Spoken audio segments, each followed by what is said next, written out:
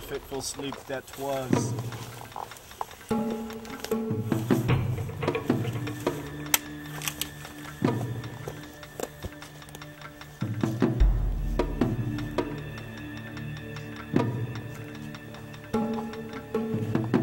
Time for breakfast.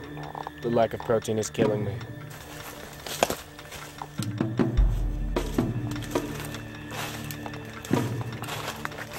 This bark right here is just full of vitamins and protein.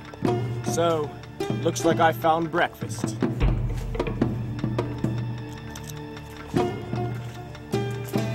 It just tastes putrid.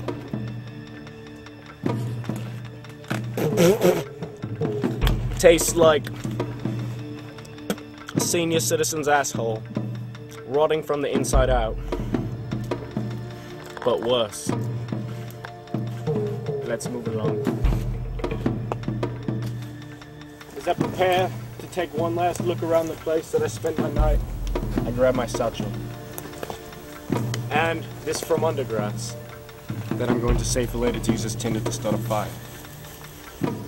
Let's move along. Being white in these lands already leaves me at a disadvantage, as the race of Negroes that populate this planet have an extra muscle behind the calf that enables them to walk for extended periods of time without getting strained or having to break for water. Swamps are just everywhere. You often come across them without knowing and could get trapped. What a miraculous discovery!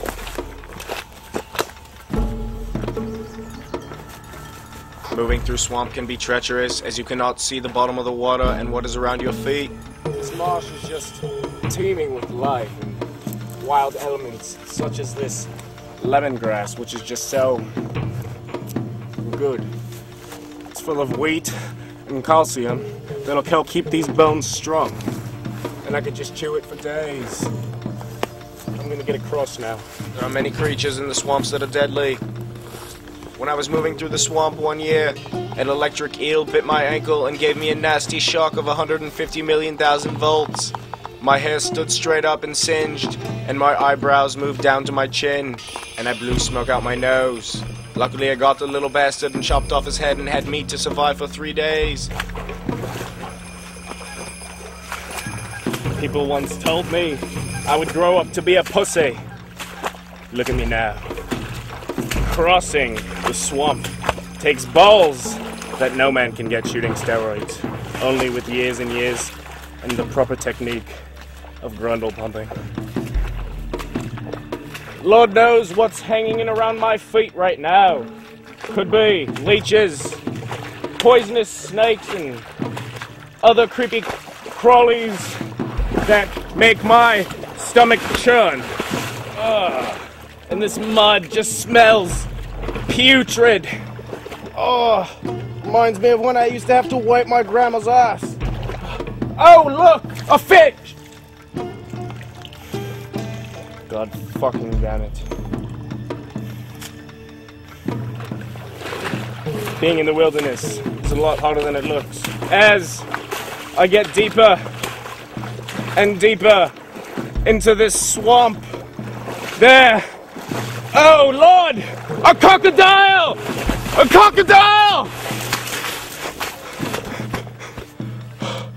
That was pretty damn close.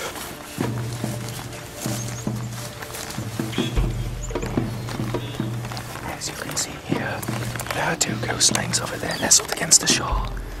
Easy meal if I can get in close enough to make an attack. I'm gonna get going now. I'll leave the supplies right here.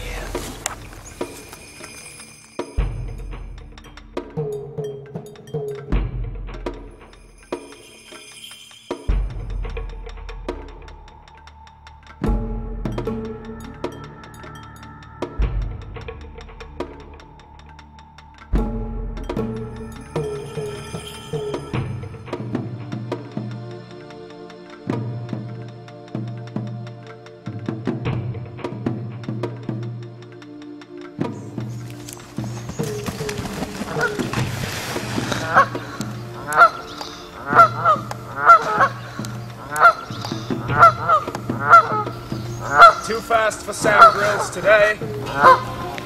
too slow for a nigga tomorrow. Walking and wandering aimlessly for days can leave you feeling drained and hopeless. But the main way to keep going is to tell yourself, stop being a bitch, suck it up pussy, and grow some balls, you fag. Pick up your chin and keep moving, because once you find civilization, all of those things will be true.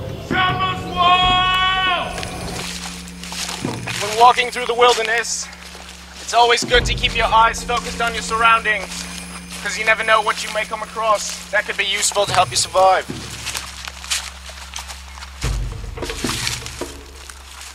What we have here is a prime example of a metamorphic rock, also known better as Bedford Shale, which just flourishes in the area. Millions and millions of years ago, when these lands were covered with volcanoes that were constantly spewing millions of gallons of lava, these rocks would form and be compressed by the heat and pressure of the Earth's moving crust.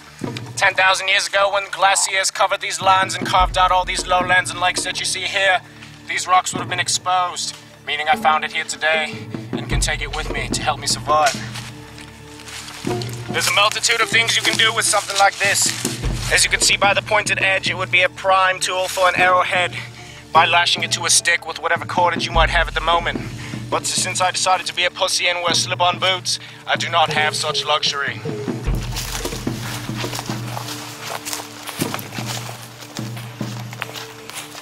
You see here, this tree would be a perfect place to camp shelter for the night, judging by the amount of cover that's already naturally there, and how these trees all form a natural canopy, which will protect me from any storms that might roll through in the night.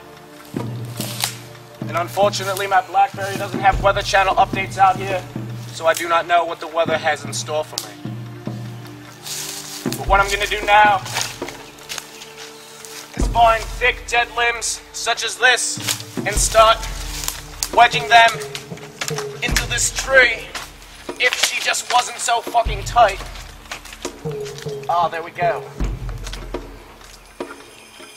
And this will be the ridge pole that will support the branches that will be keeping my head safe tonight. It is very important to make sure when clearing your shelter that you leave a nice flat, cleared space to lay upon.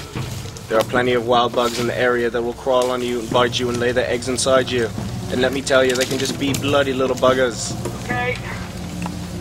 Now, what I also want to do is get in here and kind of brush out everything that's loose on the ground to rid the creepy crawlies that could potentially crawl at my anus while I'm trying to get a good night's rest. One night, when I was in the African savannah, a rattlesnake crawled at my bum and laid eggs. 2 weeks later, I thought that I had colon cancer, sat on the toilet and shat out 150 baby snake larvae, and they bit my butt cheeks bloody.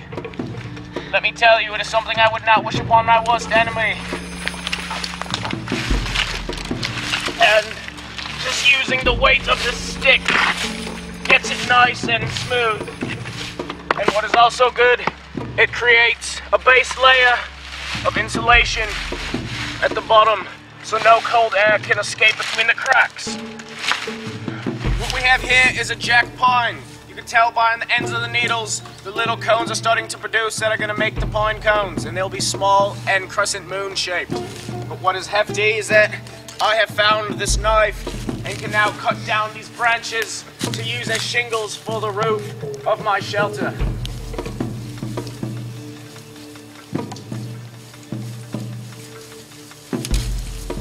As you can see here, I've got these spruce needles, and I'm going to hold on to this for 1 second, but I'm going to use them and wedge them here in the big spaces to give myself man-made, or should I say Mother Nature-made shingles. Now, the reason being that I pulled those branches off the limb is because these are spruce needles. It has been said that they contain 150 times the amount of vitamin C that orange juice contains, and they are one of nature's favorite delicious natural snacks. Piney, but delicious. I've seemed to use these little nubs, as you can see, off this tree, and with my tremendous forearm strength and my British Special Forces training, not to mention 6 months in Pakistan with Osama I mean, I'm just very strong. Anyways, I'm about to climb up this tree to get some of the higher limbs containing more pine leaves. Now, normally you would never see me do this, but in this instance, I find it more productive to ask my crew to assist me by handing me the knife. So if you would, please. Thank you. Okay, now, need to rig my ascent up the tree. It is such a shame that construction and loggers all over the world are deforesting the planet at such a rapid pace. Now, these branches are nice and thick and should take my weight. In the event they don't, I will die. Now, I probably should have thought ahead of time and used the slate to sharpen this knife before I made this treacherous ascent up the tree. Because the blade is duller than your grandfather's dick. But